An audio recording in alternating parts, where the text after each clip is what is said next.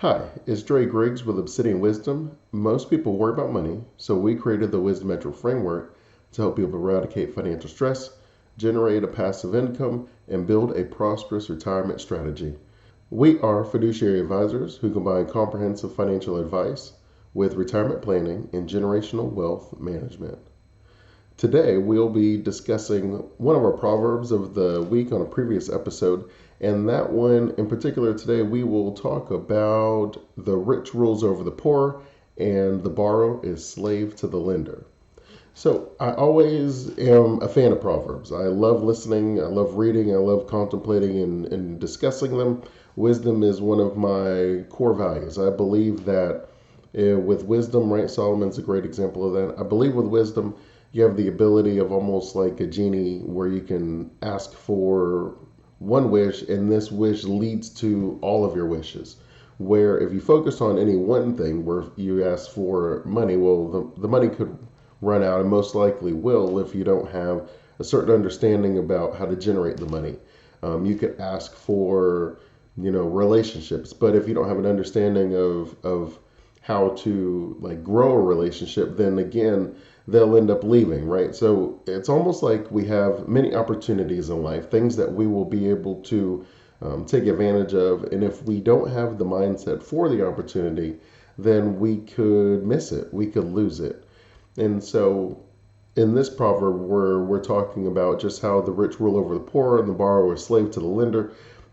Leave your comments below as far as your thoughts on this. We've been discussing it a little bit, but I would first like to break it into two parts. So first is how the rich rule over the poor. There is a relationship, whether you want to talk about in previous times or if you want to talk about even in today's times, where it often ends up being the people who are rich end up being the people who have influence over the decisions of the many, right? And you'll notice that, right, there is, like one person, right? Like the rich versus the poor would be like plural, talking about many.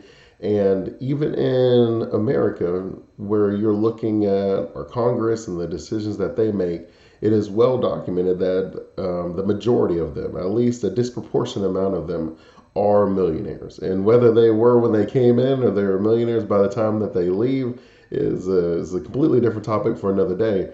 But we do understand that the people who have money, and often in the past, I don't know, maybe like 10 years of campaign running and politics, we've seen that we're getting at the point where you have to have hundreds of millions of dollars to run for president, if not necessarily billions of dollars.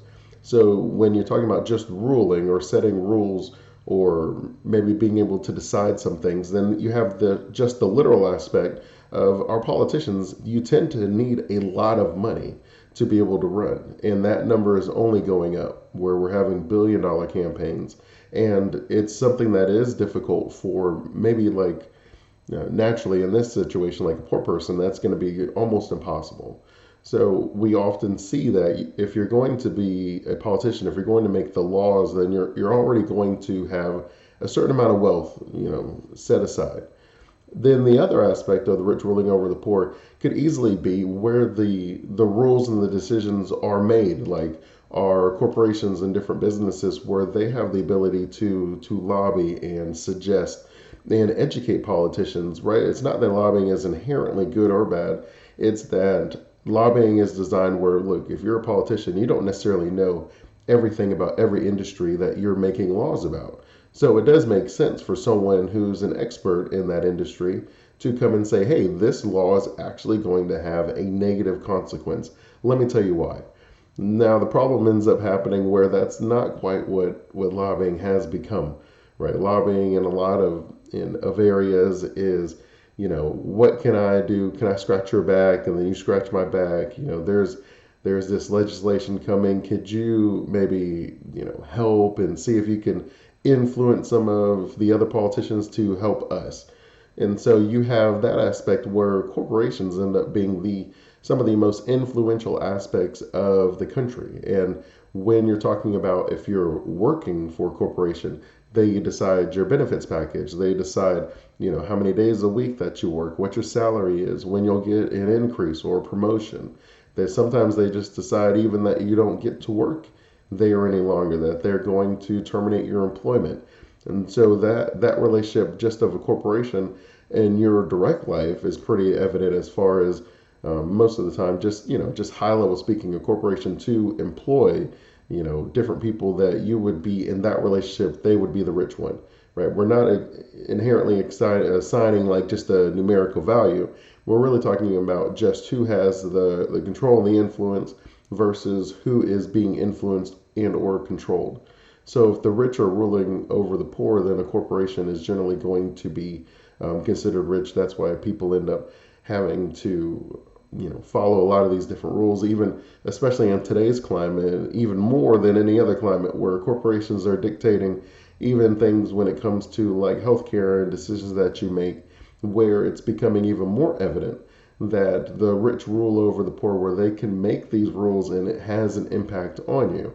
And then we also know, and I discuss all the time, where the big lie in society, and the reason that I always talk about, it's not that you're just building a retirement strategy alone. And what that means is, and often in our system, the rich, whether you're talking about like politicians or you're talking about the corporations, but the people that employ, just us in general, they have set up the education system where we don't really get a lot of the information that we talk about on this channel.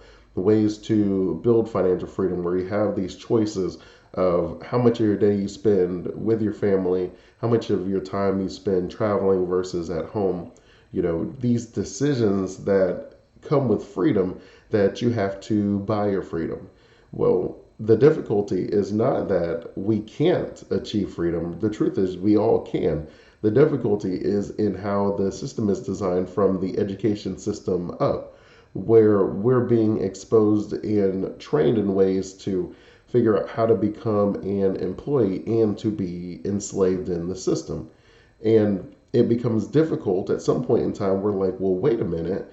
And we start being exposed to a lot of these financial decisions where we often make poor decisions in the beginning that puts us behind the eight ball, puts us in the hole.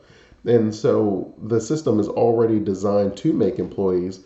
Well, if you then look at the retirement aspect of it, if all you do with your money is put your money in like a 401k or an IRA or something like that, well, you're not even allowed to touch the money until well over, into the latter part of your life. You have to generally, at a minimum, if you started working at 20, you would have to give 3 decades, in a little bit of change, before you're even able to access the money without a penalty.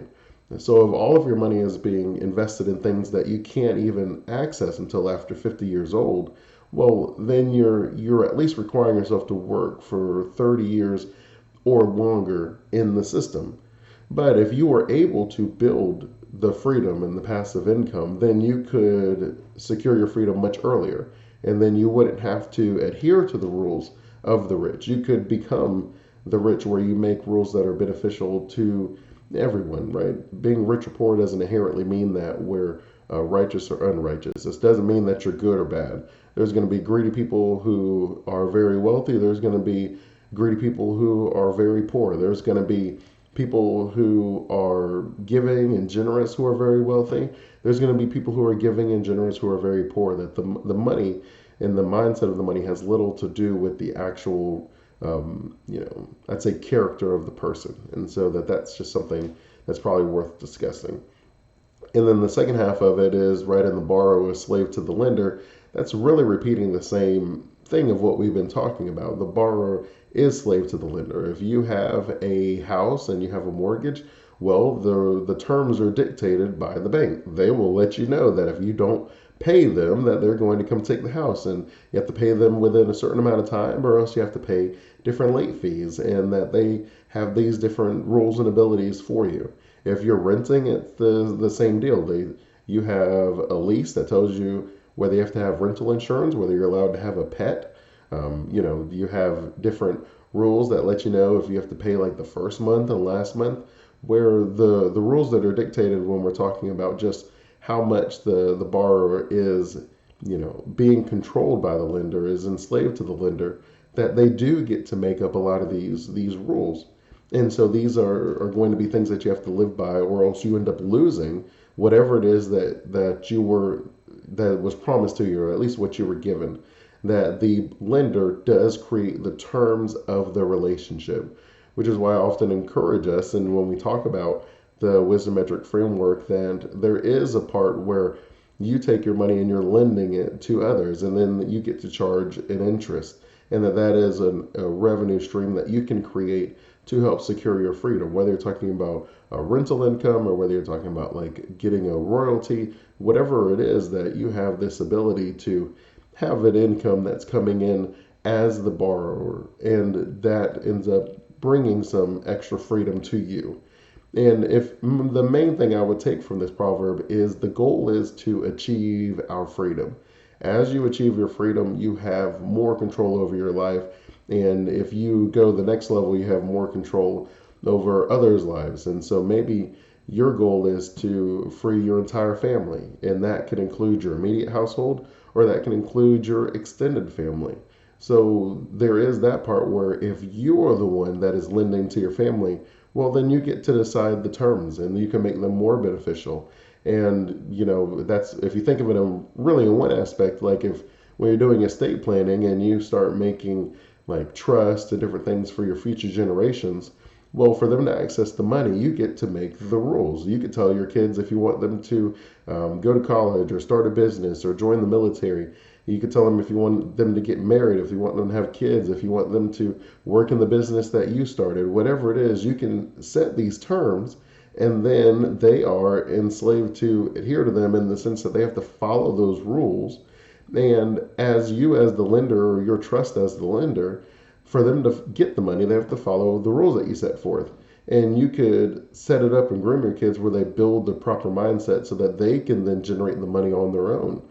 I've read lots of different things, and I've experienced and created lots of different plans where people have been very creative on what they want their kids to do, and they've been very creative on just that balance, because none of us want a trust fund baby, someone that doesn't have a desire to do anything with their freedom.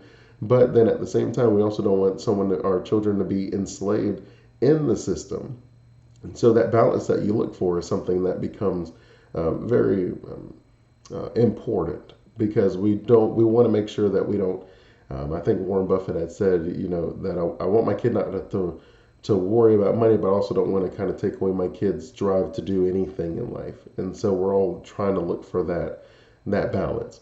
And so if you've enjoyed this proverb, again, share in the comments your thoughts below. If you have any thoughts that maybe you want to discuss or anything like that, if you are interested in reviewing and learning more about the Wisdom Metric framework yourself and how it can help you eradicate financial stress, generate a passive income, and build a prosperous retirement strategy, I invite you to watch our free video training on retirement planning that works and how you can just do it too.